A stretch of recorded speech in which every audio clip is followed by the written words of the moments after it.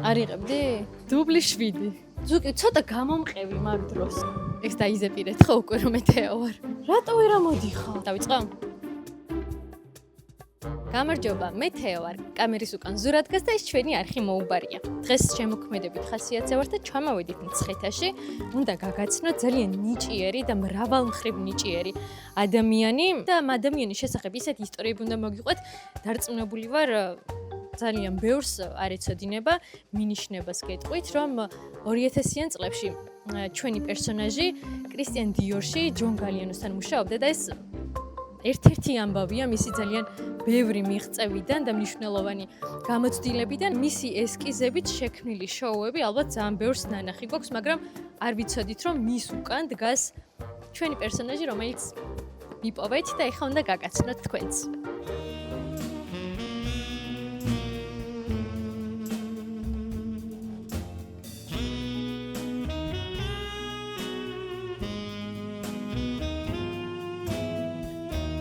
მე ვარ რობო, არქიტექტორი, დიზაინერი, ტანსაცმლის დიზაინერი, მხატვარი, გრაფიკოსი. აღარ ვიცი რა არა ვარ. დანარჩენი აი ყველაფერი აქ არის.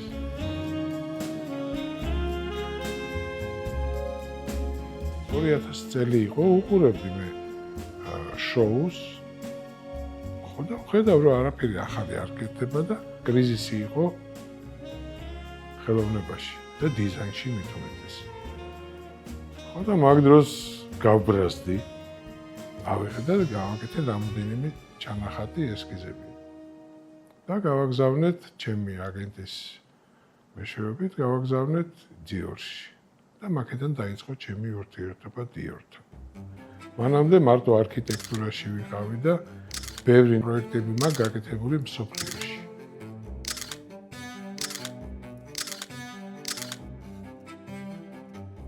იცით რაშია საქმე? საერთოდ როცა ქმნით ტანსაცმელს, კერვა უნდა იცოდეთ, ცოტა მაინც. მე არ ვიცოდი, მაგრამ მე ქმნიდი სტილს, მიმართულებას.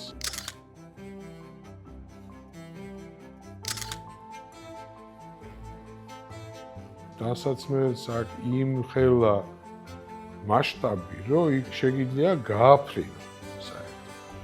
და ნელა გავაფრინა მეც და დიორი რასაც უშვებდა 10 წლის განმავლობაში ეს ვიყავ მე 2002-2012 მე ვიმუშავეთ ცოტა გუჩისთან ჩემ საყვარელ კარლ ლაგერფელდთან ბლუმარინთან პიერ კარდენს გაუკეთე რამოდენიმე დიზაინი ბოლოს მაიკლ ჯექსონთან მქონდა სცენარიო დავწერე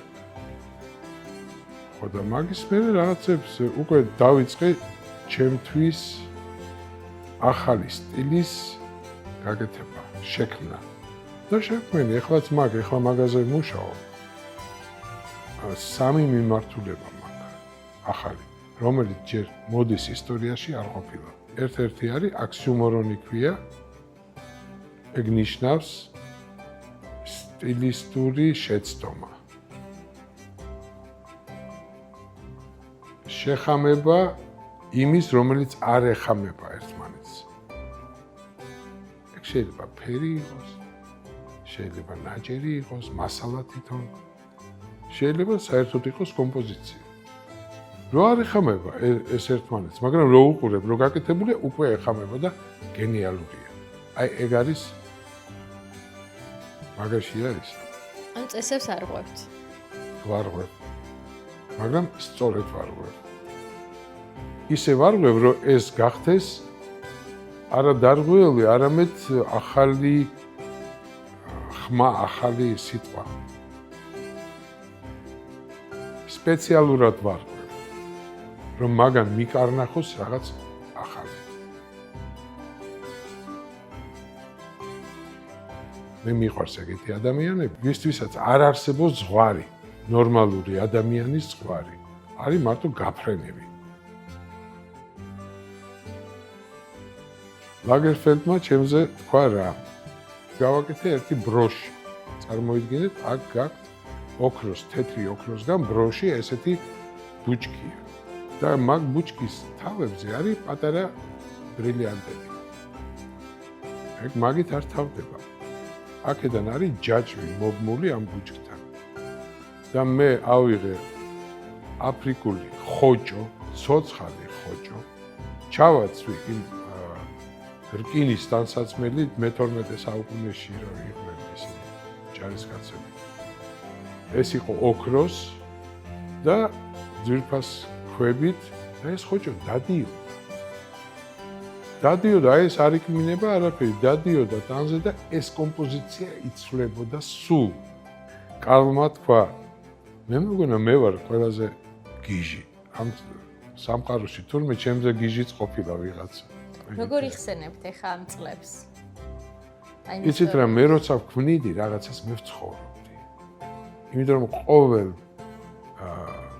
ნახატზე, ყოველ ესკიზზე მე დიდ სიამოვნებას ვღებულობდი. ჩემთვის ეგ იყო რაღაც ზღაპარი. ვეფხისტ ხაოსნის ილუსტრაციების დახატვა დავიწყე. ძალიან მომწონს, იმიტომ რომ ჩემ სტილში მინდა ვაჩვენო. ბევრს აქვს გაკეთებული და მე მინდა ჩემ სტილში. არ ვიცი, ჩემ შეიძლება კაი სტილია, შეიძლება ცუდი, მაგრამ მე მინდა ჩემებურად ვაჩვენო. ეს არის თინათინის გამეფება. დიახ. ეს არის დარიელის და დარეჯანის სტენდარიტენის შეყრა. ხო?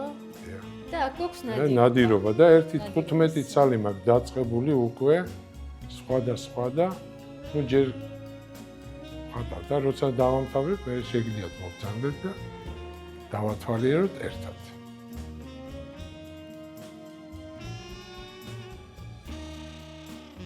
საერთოდ ჩემი საყვარელი თემები არის მითოლოგიაში, რელიგიაში და მიყვარს მაგების ხატვა. და ერთ-ერთი არის სამიგრაცია. ხო და როგორ ავარჩიოთ ეს სამიგრაცია? რომ ეს იყოს რაღაც დავიღე და კასტინგი გავაკეთე მაგ სამიგრაციის. მე მგონი 8 ფიგურაა დახატული და ამ 8 ფიგურიდან 3 უნდა ავარჩიოთ. ძალიან რთულია, იმიტომ ყველა კარგია. აი როგორ ავარჩიოთ? არ ვიცი. ეხლა ყველა ადამიანი ეს იმისთვის არის გაკეთებული, რომ ყველა ადამიანი არჩევს თავის სამს. ალბათ ძალიან დიდხანს უნდა უყურო, რომ ყველა დეტალი აღმოაჩინო, ხო? ადამიანები, რომელიც მსგავს ძალიან საინტერესო რაღაცებს ქმნიან, აი მაგათ თავში რა ხდება? აი მინდა რომ გქონდეს საშუალება ძალიან ბევრს უთქვია, რომ მოდი რა ჩამახედე რა ხდება შემოში. შემომიშვი რა, მეთქი ჯობი არ შეხვიდე, თორე იქიდან გიჟი გამოხვალ. ნახე რა ძალიან. ესთეტიკა ნახე. ძალიან. თქვენ სხვანაირად ხედავთ ყველაფერს. აი რა იქნება და ოდნავი ნიჭი გქონოდა, ხო შეიძლება პეპელა მაინც დამეხატა. ეს თემზე გუშინ დავამთავრე. მოდი ვნახოთ. აუ, ნახეთ რა მაგაკა, ნახეთ. რა პურძენია, ჰა? საშინელი ნახატი მაქვს. მაგრამ ეგ უნდა გაჩვენოთ. უი. ეს რა არის იცით? ეს არის ნაჩვენები მარიუპოლი. ეს ახალია? ნუ, აი რომ მოხდა 2 წლის ომის დროინდელი. ომის დროინდელი. რომ გაანადგურეს მარიუპოლი, აი ნახატ.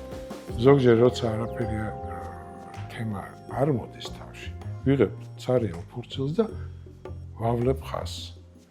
და აი ხაზი უკვე მაძლევს საშუალებას, რომ წავიდე. გვერდით, იქეთ, აქეთ. და არქიტექტურა დავუშვათ ხატვისგან განსხვავებით არ არის უფრო მეტად ჩარჩოებში მოქცეული და უფრო წესიერი, ესე რა ვთქვათ, ანუ იქ წესები უფრო მეტი, რომელიც საერთოდ არის მართალი ბრძანდებით. არის, მაგრამ ჩემთან არ არის ეგ.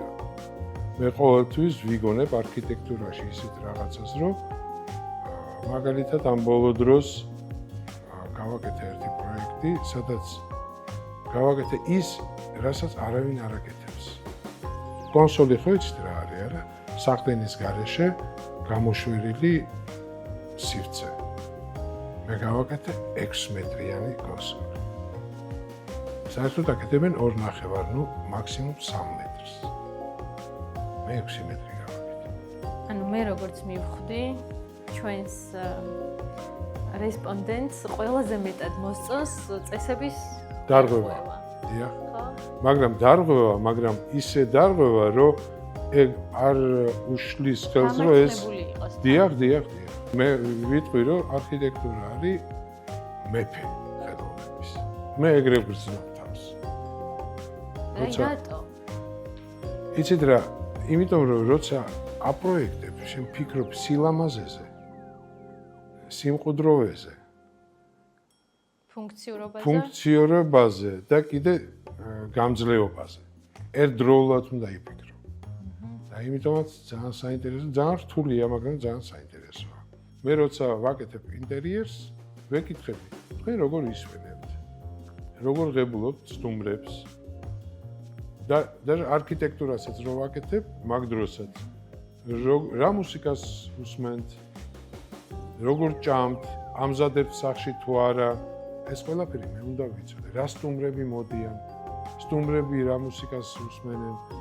დიდი სუფრა იშლება თუ ფურშეტი თუ რა, ეგ უნდა ვიცოდე მე.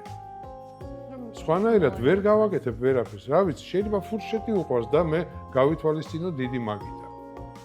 უნდა ვიცოდე, არა? აი ეგ შეკითხვებს რო ვაძლევ ზოგს უკვირს რა თქმა ეგ. ეგ მე მინდა. მუსიკა რატო? კლასიკური მუსიკა უყვარს თუ არა? მუსიკა მაძლევს მაგის სულიერ დონეს. და მაგის დამიხედვით უკვე ვარჩევ რა ფერი ეყარება ამას. როგორი ამინდი უყვარს მაგასაც ვეკითხები. ეს ყველაფერი მოქმედებს ინტერიერშიც და არქიტექტურაშიც. საინტერესოა. ამიტომ უნდა იყოს როგორ იცით, ეს სახლი არის აშენებული ამ ოჯახისთვის. და არა რომ ყველა ოჯახს შეუძლია რომ ამ სახლში იცხოვროს. როგორია თანამედროვე ტენდენციები? გაკმაყოფილებთ, მოგწონთ, აი როგორც ხელოვანს თუ არის რომ აი რაღაცა აკლია, ან შთაგონება, ან შინაარსი, ან რაღაცა აკლია თუ იცით რა შეა საქმე? მე ყოველთვის უყურებდი, ესე იგი დიორში რომ მუშაობდი. გალიანო მეკითხებოდა მომავალი წლის ფერი რომელი გამოვაცხადოთ. და არ შეიძლებოდა ისე თქვა რომ აი მწვანე აქ ვითელი. უნდა ნახო შეხედო მსოფლიოს სიტუაცია, რა ხდება მსოფლიოში. და იმის დამიხედვით მე ვგრძნობდი ფერს, არ ვიცი როგორ. და ეხლაც აი რომ რაღაცა რომეულებით ხო რომელი არქიტექტურა ან რაღაც ყველგან არის კრიზისი. ხო ხედავთ რა ხდება? მსოფლიო არის ომში. ყველგან წერტილები დაფანტული არის ეს ომები. და ხალხის გონებაში უკვე არის სხვა უკვე აღარ ფიქრობენ, ვეღარ ხედავენ და შეიძლება არც უნდათ რომ ნახონ რაღაცა ახალი ხელოვნება ქმნის ცხოვრების წესს, ცხოვრების აზრს და თუ ცხოვრებას არ აქვს აზრი, ხელოვნება არ ვითარდება.